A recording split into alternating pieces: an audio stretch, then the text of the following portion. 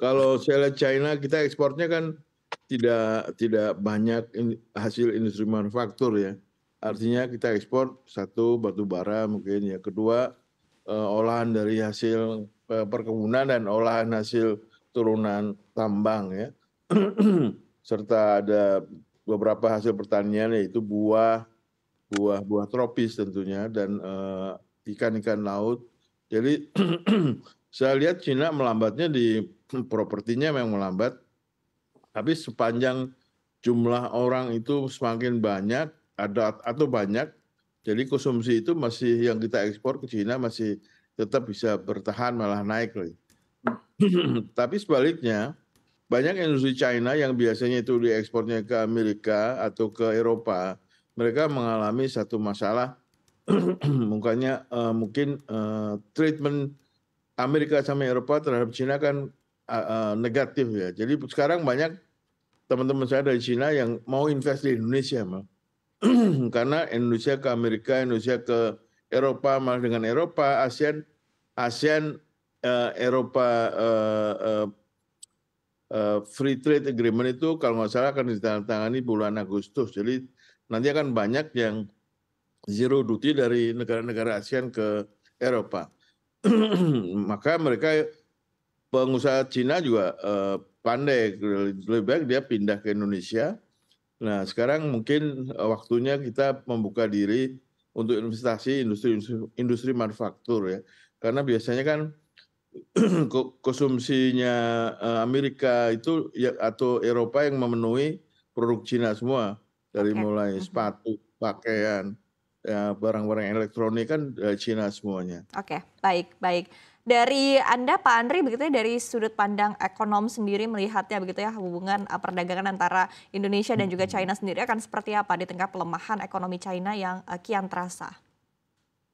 Iya, jadi melengkapi apa yang disampaikan Pak Beni tadi, pertama kalau kita lihat dari ekspektasi pertumbuhan ekonomi China, sebenarnya perlambatan ekonomi China itu bukan merupakan sesuatu yang baru ya, bahkan jauh sebelum pandemi terjadi, ekspektasi rata-rata pertumbuhan ekonomi China itu akan berada di antara 5-6%.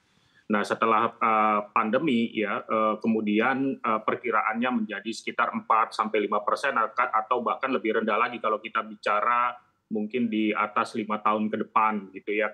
Alasannya memang banyak sumber-sumber pertumbuhan ekonomi di domestik di China yang memang relatif melambat. Tadi seperti yang disampaikan Pak Beni juga, tentu saja kalau kita bicara ekonomi China tidak terlepas dari bagaimana perkembangan ekonomi di negara-negara tujuan ekspor China sendiri, terutama di negara maju, di Amerika Serikat maupun di Eropa.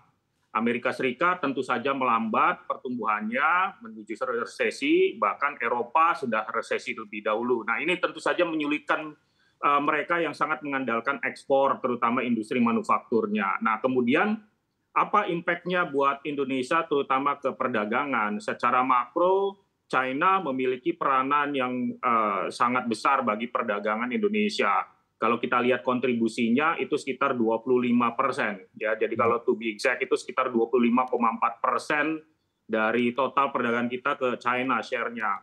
Kalau kita bandingkan dengan bagaimana ekspor Indonesia ke Amerika Serikat misalnya, itu hanya sekitar 9,3%. Sementara share-nya untuk Jepang sendiri, ke Jepang itu sekitar 8,4%. Jadi tentu saja ini yang kemudian membuat ya pertumbuhan ekspor Indonesia tentu melandai di tahun 2023 ini. Nah kalau kita melengkapi sendiri dengan data-data impor dari China, ya impor Indonesia dari China, itu sekitar 32% impor Indonesia ya dari China, berasal dari China ya 32%. Sementara kalau yang nomor 2-nya dari Jepang itu sekitar 8,6%. Jadi kalau rata-rata ya pola industri di Indonesia impor to ekspor ya bahan bakunya ya tentu saja kesulitan tadi akan menyebabkan ekspor Indonesia juga ke China juga akan relatif melambat. Oke. Namun betul tadi yang disampaikan Pak Beni ya kalau dibandingkan dengan komoditasnya ada beberapa yang komoditas yang memang belum berubah ya kinerja year to date April dan 2022 dan 2023. Saya kasih contoh mineral fuels itu turunnya hanya sedikit ya. Itu sih, Mbak.